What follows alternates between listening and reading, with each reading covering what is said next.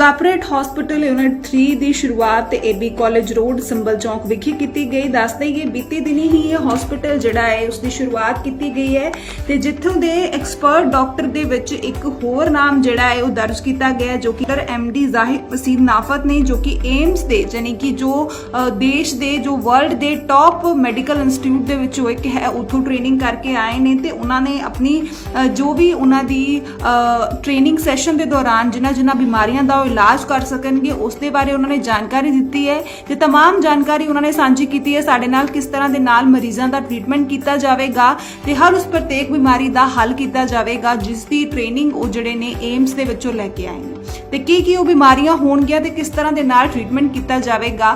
आओ सुनते हैं डॉक्टर साहब की जुबानी।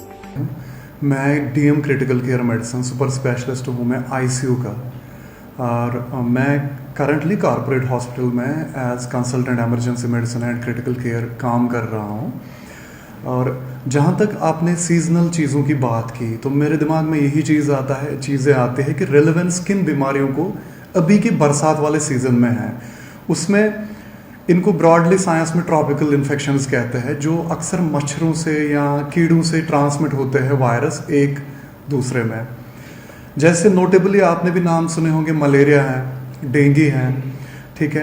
और एक इम्पॉर्टेंट प्रॉब्लम है हमारी कम्युनिटी में snake bite. World health organization इस चीज़ को क्या कहते हैं, ये नेग्लेक्टेड ट्रॉपिकल इन्फेक्शन है। एस्टिमेट्स के अकॉर्डिंग जितने सांप से एक साल में मरते हैं शायद मलेरिया डेंगू में कंबाइंड उतने नहीं मरते हैं, बट इन चीज़ों में अंडर रिपोर्टिंग है। स्नेक वाले में सबसे बड़ी प्रॉब्लम क्या हो जाती है कि हमारी कम्युनिटी में बहुत सारे सुपरस्टिशन और बहुत सारे वहम इसके अराउंड फैले हैं, जैसे फांडा कर लो, चीरा दे दो, कोई मंत्र पड़ेगा, कोई जाड़ों से छुएगा।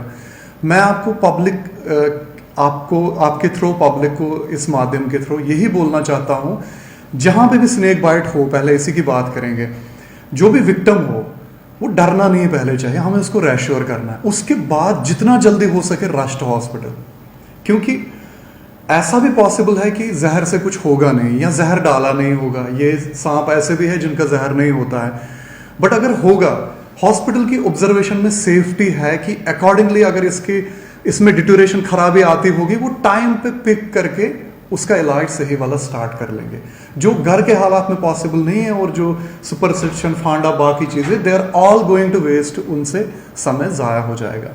सेकेंड जो प्रॉब्लम है मलेरिया डेंगू मैं इसमें ऐड कर लूँगा, जो कॉमनली हमने सुने होते हैं, इसमें एडिशन में ये कर लूँगा, एक बीमारी होती है स्क्रब टाइफस। अगर आप लिटरेचर पिछले साल के अखबार निकालोगे, हिमाचल में आउटब्रेक आया था, जहाँ हरियाली घनी होती है, कहीं ना कहीं पठानकोट भी उस जोन में जियोग्राफिकली आता है। और मैं यहाँ पिछले साल भी काम करता था, 10-15 केसेस का आउटब्रेक हमने डिटेक्ट किया था। इन सभी का कॉमन क्या है, मच्छर या कीड़ों से। सबसे पहला प्रिकॉशन जो लोगों को करना चाहिए, अपने इर्द गिर्द हालात जितने भी हैं साफ रखने हैं। कहीं गमले में पानी जमा हो रहा है, कहीं कूलर में पानी जमा हो रहा है, वो मच्छरों की ब्रीडिंग प्लेस होती है। सो सफाई सराउंडिंग इसकी। सेकंड, मॉस्किटो नेट्स का यूज़ करना, मच्छरदानी। थर्ड, जो रिपेलेंट है, चाहे जलने के हैं या हम मलते हैं, ओडोमॉस, बाकी चीज़ें। और जब भी हम ऐसे हालात में जाएं या सोए तो जो कवर बॉडी को करे, जितना नंगा पोर्शन कम रहेगा उतने बाइट करने के चांसेस घट जाएंगे।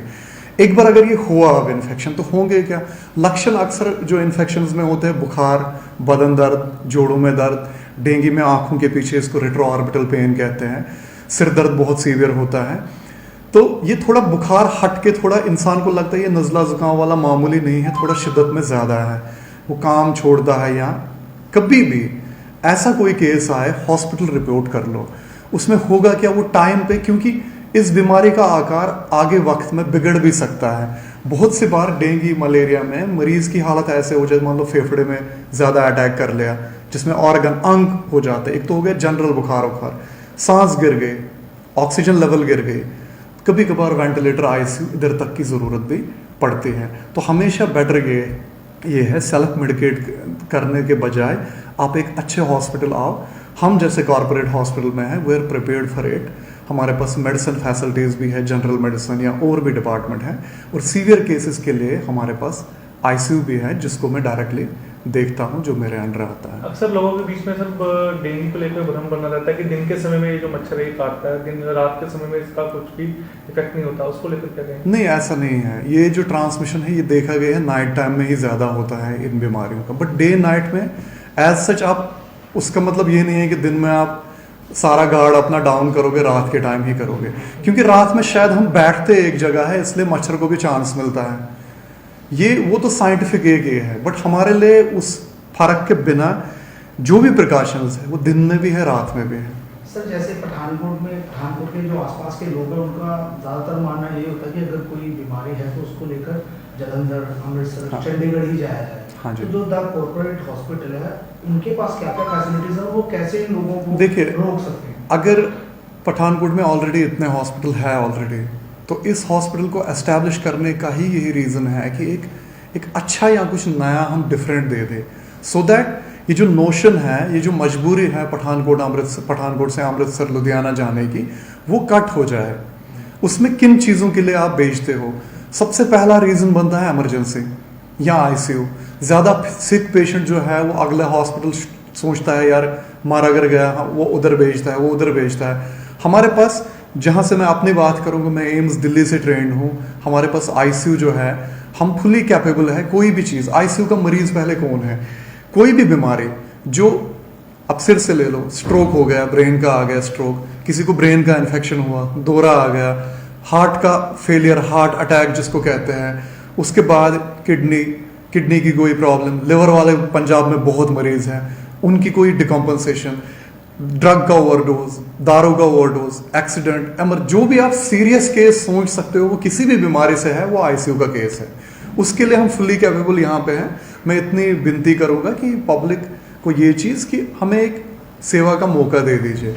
उसके बाद उस एक इंटरेक्शन में तो फ़र्क पता चल जाता है। तो वो फर्स्ट कांटेक्ट आपके मीडिया के थ्रू हम पब्लिक को ये एश्योरेंस देना चाहते हैं कि वो प्लीज़ एक बार विजिट कर लें।